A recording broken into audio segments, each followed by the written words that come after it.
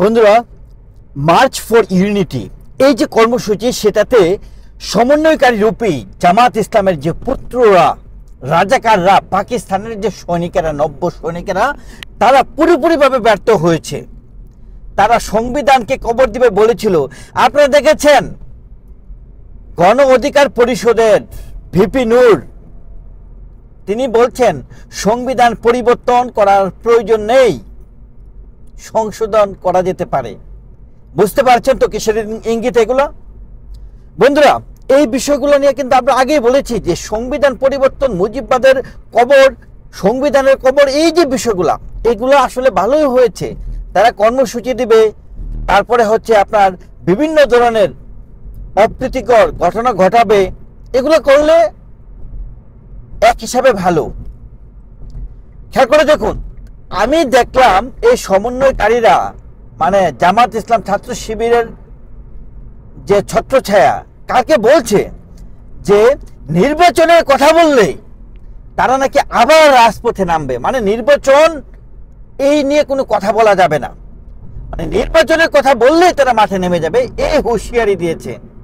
এবং তারা বিএনপিকে, আমি তো গতদিন ধরে 2 দিন ধরে বারবার বলছি যে এই বিএনপির সাথে তাদের এখন ডিরেক্ট কনফ্লিক্ট হবে। আমি এই কথাটা তো গতদিন ধরেই বলছি।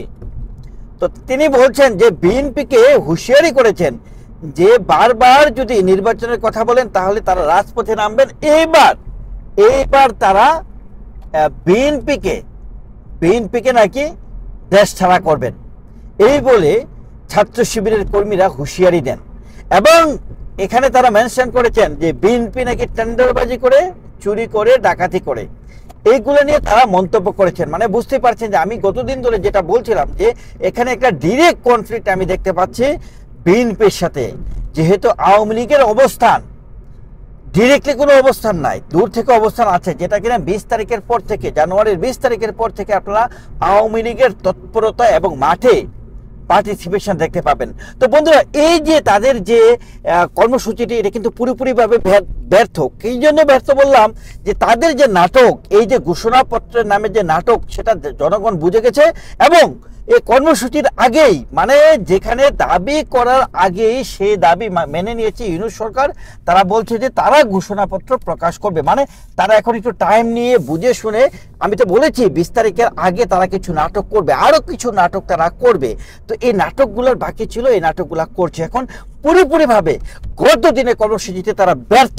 এক কথা বলতে গেলে যে সংবিধানের কবর দিবে বলে যারা কিনা হইচই করছিল, মুজিববাদের কবর দিবে বলে হইচই করছিল, তাদের নিজেদেরই গতদিন কবর হয়েছে। এবং আপনারা দেখেছেন যে কিভাবে আসলে সমন্বয়কারী ছাত্র শিবির এবং আপনার হিজবুত তাহরির সদস্যদেরকে কিভাবে আসলে পেটানো হয়েছে, গাড়ি থেকে নামিয়ে তাদেরকে পেটানো হয়েছে। বন্ধুরা, এই বিষয়গুলোকে কিভাবে দেখছেন কমেন্টস করে জানাবেন। আপনারা ভালো থাকবেন। Thank you so much.